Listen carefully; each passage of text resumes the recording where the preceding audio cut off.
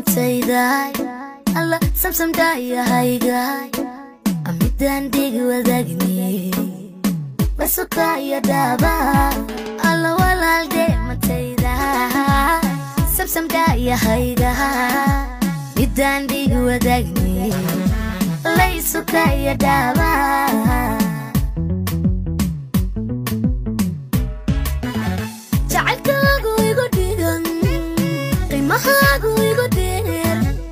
deftadu iga badan qoyskaad dhisaysana dhaxalkiisu igu mudan annakaaga wanaagsan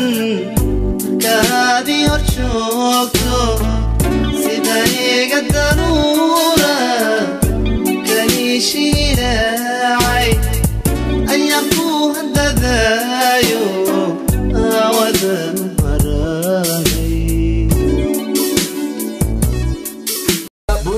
هودن بقول كودي بارك برعو بربر بقول كودي بارك بيدم قرب هري بقول كودي بارك بري باردير بهضودي بارك بو عليك اسمايو بهضودي بارك بنكي قرحي اني قبل الليل كجي بيشي جيج جيج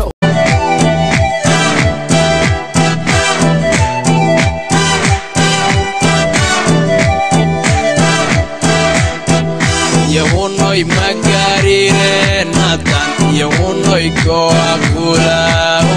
اللهونو وانسكور سني اللهونو قلب الليدي يهونوي كونا كذا قربي يهونوي كودي بوطاقيا اللهونو قم إمايا اللهونو قوري صبر كذير مجوبتيو ملقا قوة ده براويك سوقها رحمة بيحناقي نولير دلبتي روشك باو كينوي صبر كذير مجوبتيو ملقا قوة ده براويك سوقها رحمة بيحناقي نولير دلبتي روشك باو كينوي كارا بردياشا زبان هدي لسوقمو عبد بيلي معوقبا كجوك بانكو دالا براويك صوتك بزمرة بماذا علشان أواو ودون أنت وقشط أبو باي درينكاك أوي أحسن خصوص تيدا عسومة حلوة لبعدين علشان بي عويسي يارها ليدي يا شاعي كنا سيدنا ديواني يقول أما ديدعانا وقوضا دلالا سيدنا ديواني يقول أما ديدعانا وقوضا دلالا مركي أنكو ديدابا سيدي يودارتاك دولكو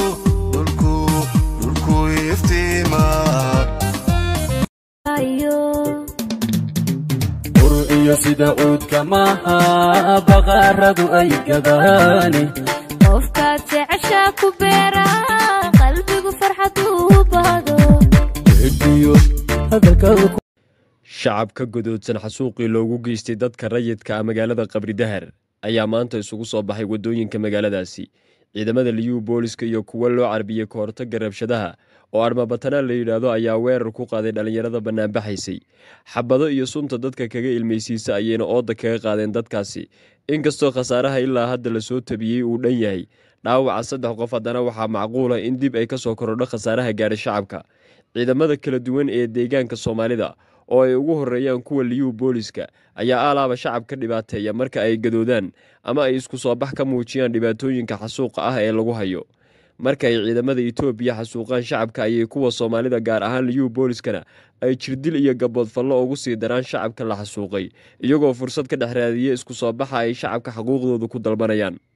inkastoo ay xukuumadda Mustafa Cagjar kaalin ku leedahay dhibaateynta shacabka ayaa haddana la leeyahay ciidamada maanta dadka shacabka magaalada Qabri Dahar jirdilka ugu geystay waxa laga soo diray Jigjiga haddana ma jirto ila madax banaan oo xaqiijinaya inay Jigjiga ka soo duuleen iyo inay yihiin ciidamadii ku sugnaa gudaha magaalada Qabri Dahar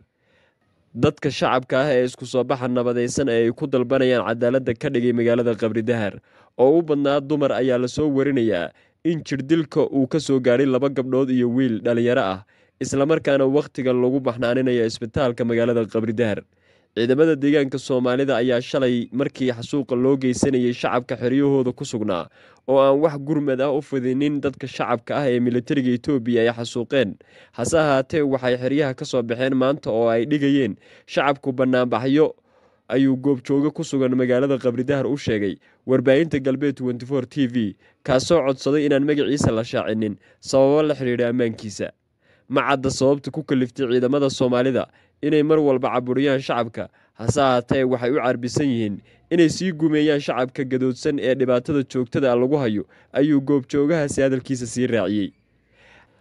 xasuuqii shalay subax ka dhacay magaalada Qabridahar ee uu geystay askariga ka midka ah ciidamada Itoobiya ayaa ka mid ahaa midkii dhimashada ugu badan ay ka soo gaadho dadka shacabka ah ee magaaladaasi, kaasoo ay ku nafwaayeen 6 qof halka 2 kalena ay ku dhaawacmeen. ehelada dadka la xasuuqay iyo shacabka magaalada Qabridahar ee banaanbaxa nabadeed ee ay cadaaladda ku dalbanayeen dhigayay ayaa iyaguna ciidamada Soomaalida ay gaarsiiyeen jirdil aad u xun iyaga oo ku caburinaya inaysan ka damqanin xasuuqa dadkooda loo geystay. ma aha markii ugu horeysay ee ciidamada liyu boolisku sidan oo kale oo la dhaqmaan shacab gadoodsan, hase ahaatee dhacdooyinkan oo kale ayaa aalaaba ay geystaan ciidamada deegaanka. wixii ka soo kordha mar walba waxaan idinku soo gudbinaynaa warbaahinta Galbeed 24 TV. fadlan haddaad channelka ku cusub tahay nagu soo biir oo subscribe dhaaso, muuqaalka like saar oo la sii wadaaga asxaabtaada.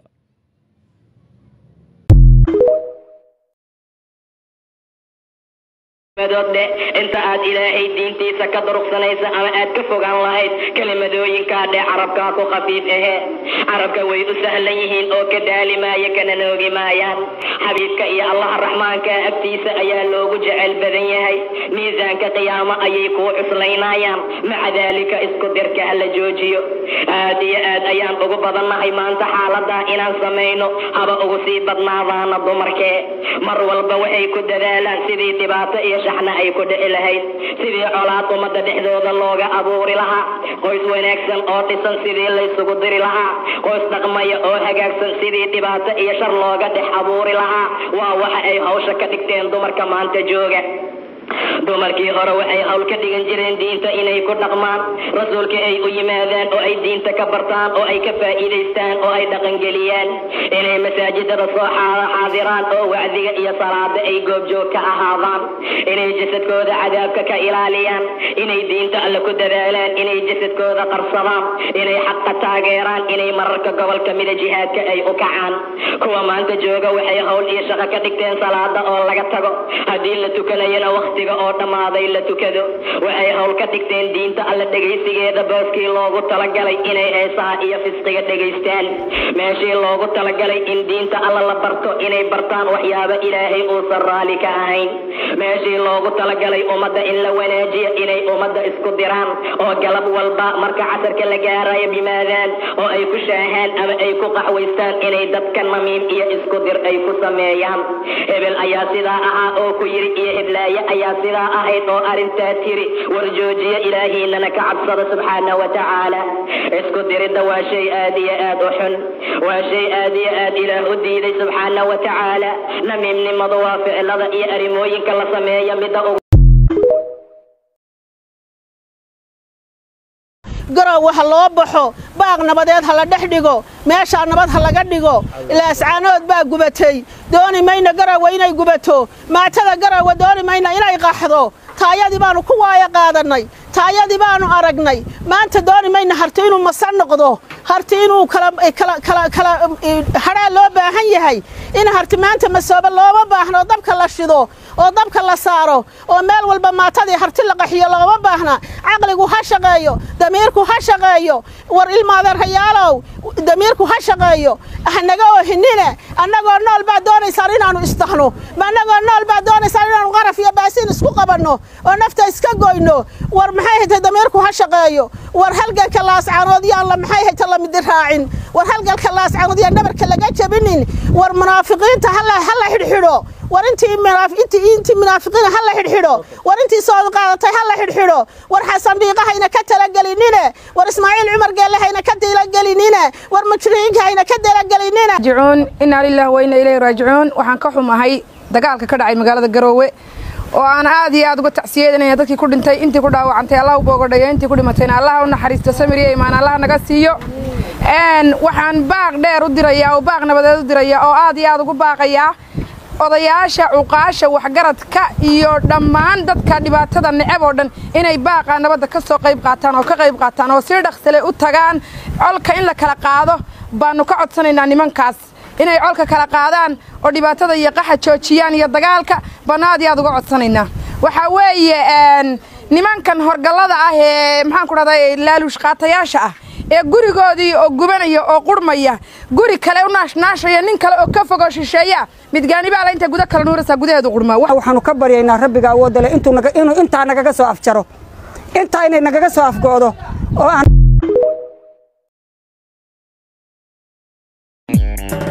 markasta adiga macaan ilaa adaamulkiyo naftayda leh qofkale ina siiya macuu ma amoral jabin aday mutee oo dhaqanka Soomaalida ka waxay tahay ama hadii ay magaalo dhibaato ka dhacdo ama maarta uu dagaal ka dhaco in isku digtaan oo dhaqankaas waa dhaqan xun ila dhig bilaadan oo musida oo walaalkaaga aad ku faraxdo dhigiisa